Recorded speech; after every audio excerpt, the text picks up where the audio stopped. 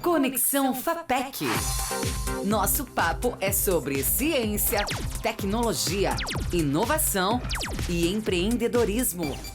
Pessoal, chegamos ao fim desse projeto tão especial que envolveu uma equipe imensa aqui da FAPEC e também da UFMS. Agora a gente vai receber algumas perguntas de professoras de escolas estaduais nesse 5º episódio e convido vocês a ficarem ligadinhos aí. Se vocês não assistiram os episódios anteriores, eu vou deixar aqui no link da descrição para vocês conferirem, tá bom? Vamos lá? Agora a gente vai passar a pergunta da professora Jaqueline Lira, da Escola Estadual Maria Constança Barros Machado. Olá, boa tarde. Eu sou a professora Jaqueline, sou professora de língua portuguesa da Escola Maria Constança Barros Machado, dou aula para os 3º e 2º anos e também tenho uma eletiva de redação, dissertação argumentativa para iniciantes. Uma das principais dúvidas que os estudantes têm, na verdade, uma das principais dificuldades que eles têm na hora de escrever, de produzir a sua dissertação, se refere ao distanciamento da norma culta padrão, da norma padrão da língua portuguesa e da forma coloquial. Eles costumam colocar na redação como eles falam, como eles se comunicam normalmente. A oralidade está muito presente. E, atualmente, com a nova proposta da BNCC, houve uma dificuldade em relação ao estudo da gramática propriamente dita. E a comunicação se dá muito bem, no entanto, na hora de colocar no papel, eles têm muitas dificuldades. Então, de fato, a nova orientação, né, os parâmetros curriculares de ensino médio, né, as orientações curriculares, elas mudaram alguns encaminhamentos, mas o edital desses concursos continua mantendo lá a redação argumentativa no padrão culto escrito da língua.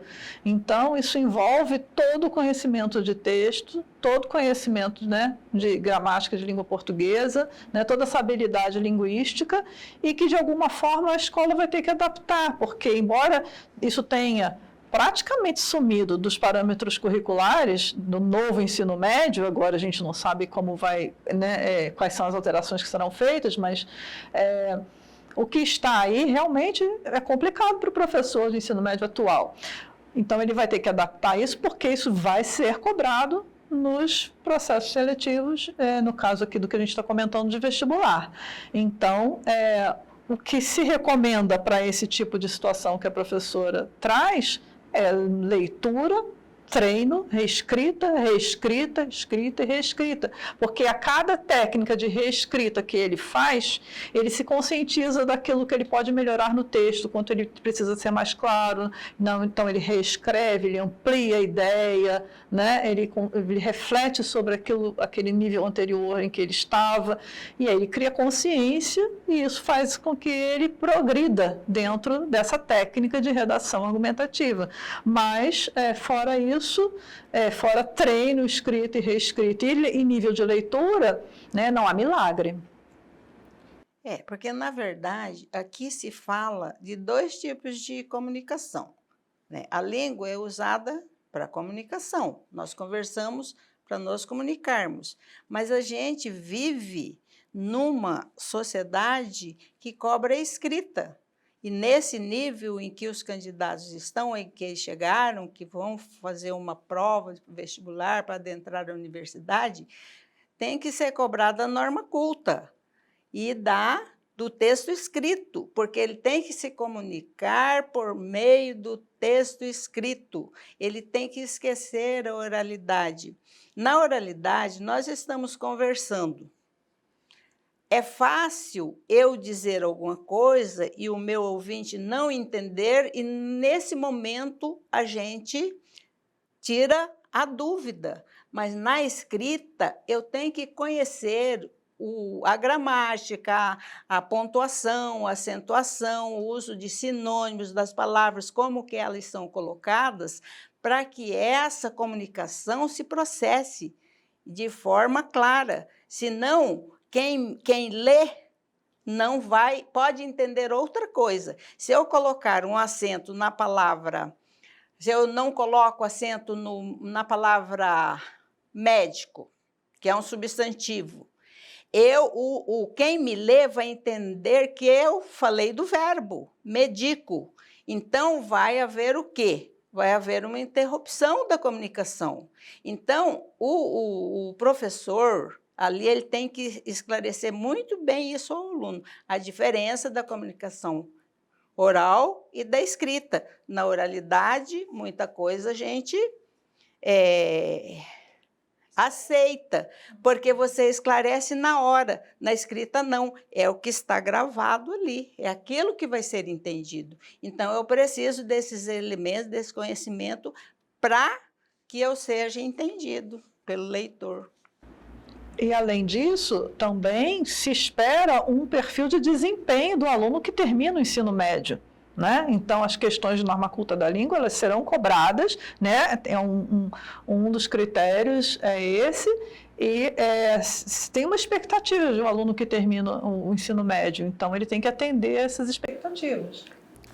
E agora a gente vai ouvir a segunda pergunta da professora Jaqueline Lira.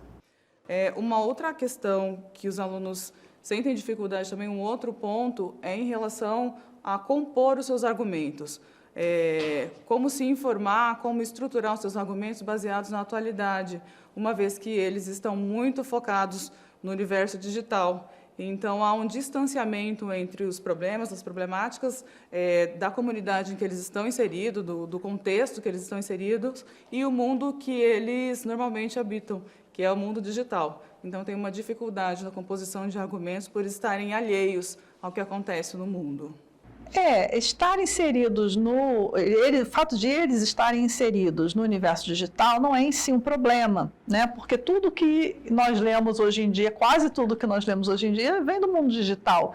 Tudo que a gente tem escrito também, né, está compilado no mundo digital. Então, circular para esse universo digital em si não é o problema, não é? Nós lemos jornal no universo digital também, mas a questão é que leitura esse aluno está fazendo, o que ele está escolhendo para ler. Né? Então, a dificuldade deles com os argumentos atuais não é pelo uso, né, do veículo digital, é pelo tipo de leitura que ele escolhe ler. É claro que a maturidade, o nível, né, de maturidade do aluno de 18 anos é ainda, né, típica do final da adolescência, e que há textos que são mais difíceis, mais pesados, a gente entende esse esforço, mas é o que se espera de um aluno que termine o ensino médio e aspire à universidade. Então, ele tem que demonstrar conhecimento, e dessa maneira ele pode continuar no universo digital, mas ele precisa ler, né? Ele precisa melhorar a capacidade de leitura, a habilidade de leitura, melhor dizendo, dele, de vários tipos de texto. E às vezes, muitas vezes, você vai de encontro mesmo, o professor e o aluno, porque nós sabemos que a juventude hoje ela está muito empenhada, muito inserida dentro desse universo digital. Então, mas o universo digital é interessante, você pode usá-lo como estratégia de ensino, você pode usar esse mundo digital para chegar até o aluno. O que a criança de quarta série, de quinta, de sexta vê hoje? Eu observo bastante na minha neta, nos meus sobrinhos, que eles estão lá num joguinho. O joguinho eu parei para observar. Tem um que se chama Roblox, que é interessante, e o professor pode usar essa estratégia de alcançar o aluno e mostrar para ele dentro do que ele se interessa e usar a favor do ensino. Então, não pode haver esse distanciamento.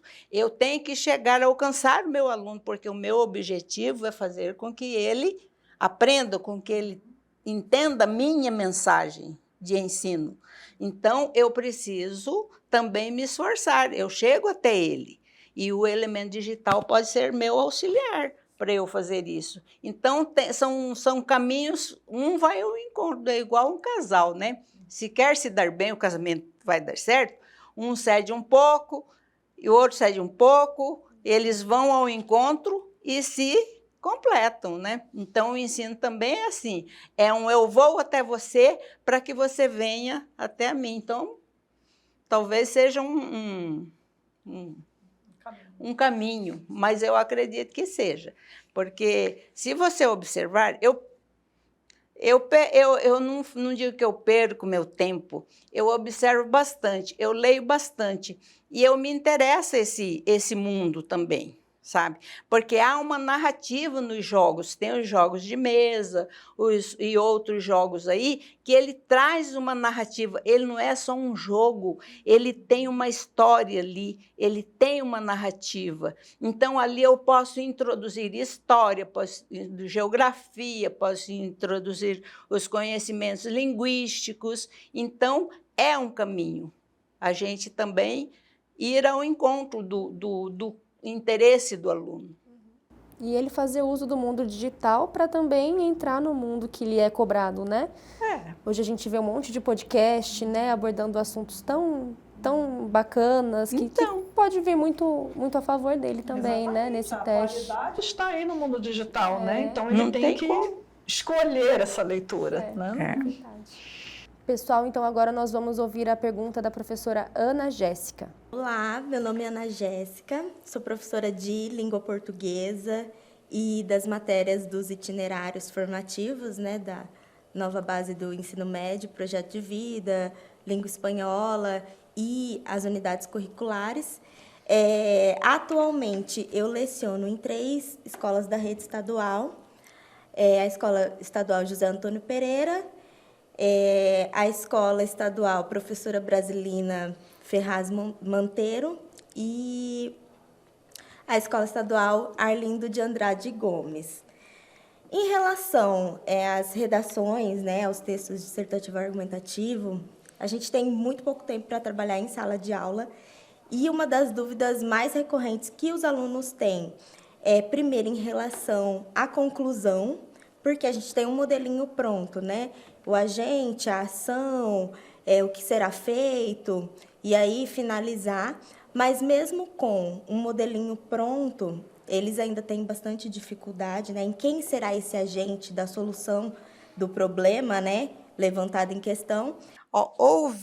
Está havendo aqui um pouquinho de confusão, porque na banca FAPEC, na Universidade Federal aqui de Mato Grosso do Sul, na UEMS, aí, então não é cobrado. Isso daqui é típico de uma redação do Enem, em que, na conclusão, você precisa de uma proposta de solução, você tem que apresentar uma proposta de solução para o tema que você dissertou e argumentou, e você vai usar esse modelinho aí, que você vai cobrar, que tem um agente, a ação, o modo meio, né, e o objetivo, etc. Você tem que concluir utilizando esses elementos.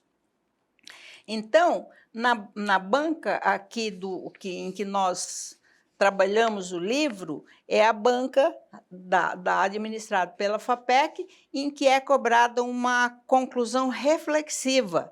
Então, você vai refletir sobre aquilo que você dissertou e argumentou, e a tese que você defende, para você, reflexivamente, você fazer uma conclusão.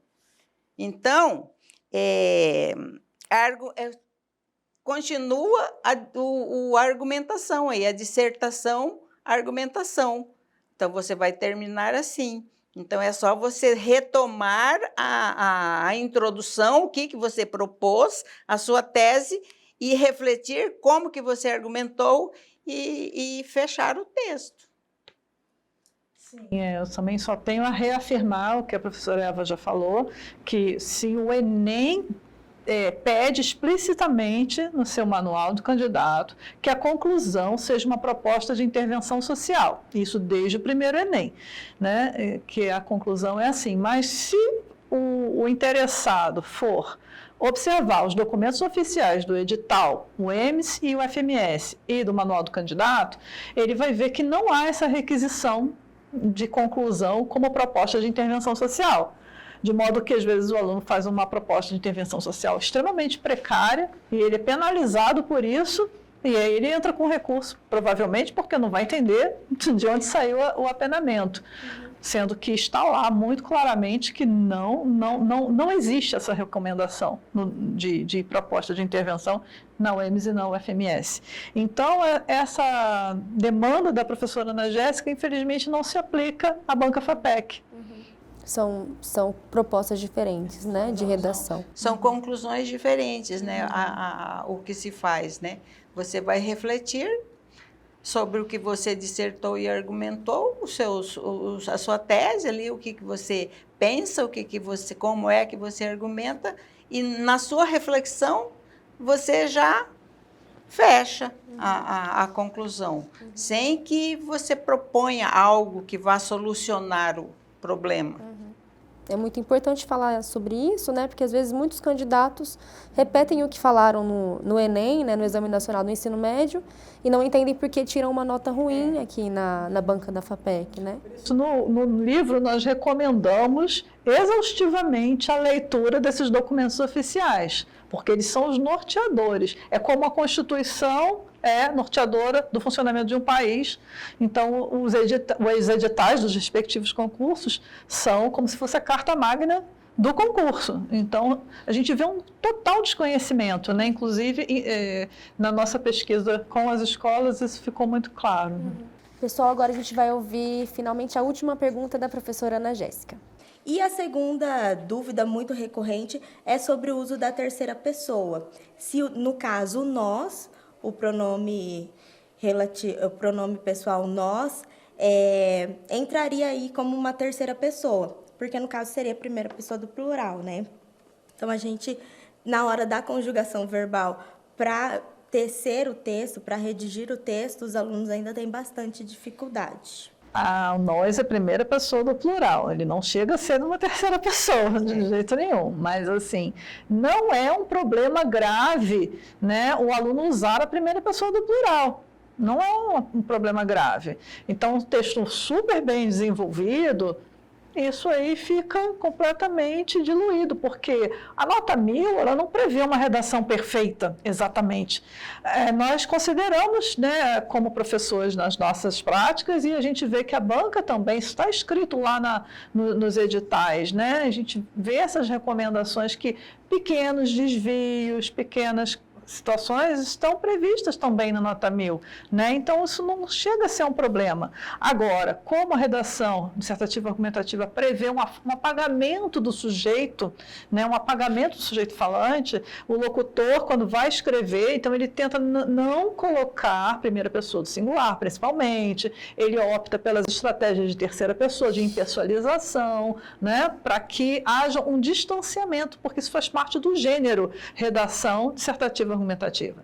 Então, ele emprega essas técnicas. No entanto, se porventura aparecer primeira pessoa do plural, não é algo grave, né? Então, a professora Mônica explicou muito bem isso daí. Então, não há necessidade de uma explicação mais atenta, porque está bem claro como ela respondeu. Então, o uso do nós aí, não há problema nenhum, não vai interferir em nada o uso do nós aí. Professoras Eva e Mônica, a gente quer agradecer muito a presença de vocês, agradecer muito o trabalho que vocês despenderam na construção desse livro para ajudar esses candidatos, né, a escreverem de maneira correta e se saírem bem nesse teste, né, que realmente é um momento muito único de cada adolescente, né, de cada jovem, e como vocês falam no livro, é a realização de um sonho, né, e a gente está aqui, eu falo FAPEC, para realizar esse sonho, né? Ajudá-los a realizar esse sonho.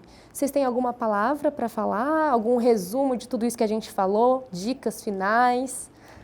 Eu queria agradecer muito a parceria da Eva nesse processo, né, as indas e vindas, né, os cabelos caindo, embranquecendo, né, com todo esse processo. Agradecer muito a parceria, a paciência, né, reiterar o agradecimento à FAPEC, ao convite, e também deixar um agradecimento bastante especial aos diretores, aos professores e aos alunos das escolas parceiras neste projeto, especificamente, então, né, nomeadamente, então, a Escola Estadual Severino de Queiroz, a Escola Estadual Coração de Maria, a Escola Estadual Lúcia Martins Coelho, a Escola Estadual Maria Constância de Barros Machado e a Escola Estadual José Antônio Pereira, que abriram suas portas e aceitaram participar dessa nossa empreitada, contribuindo com suas respostas e sugestões. Nosso muito obrigada.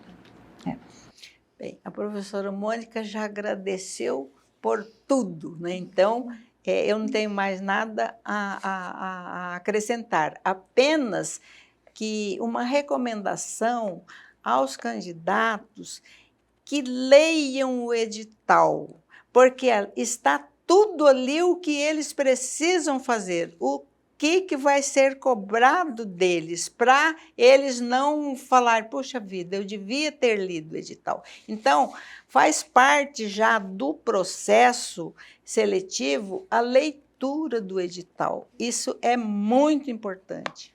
Obrigada. Obrigada, professoras. Gostaria só de lembrar a quem está nos assistindo que o texto dissertativo argumentativo Construções e Articulações já está disponível como e-book gratuitamente no site do repositório da UFMS, que você consegue clicar aqui embaixo, ok? Obrigada, pessoal, e até a próxima. Conexão FAPEC. Nosso papo é sobre ciência, tecnologia, inovação e empreendedorismo.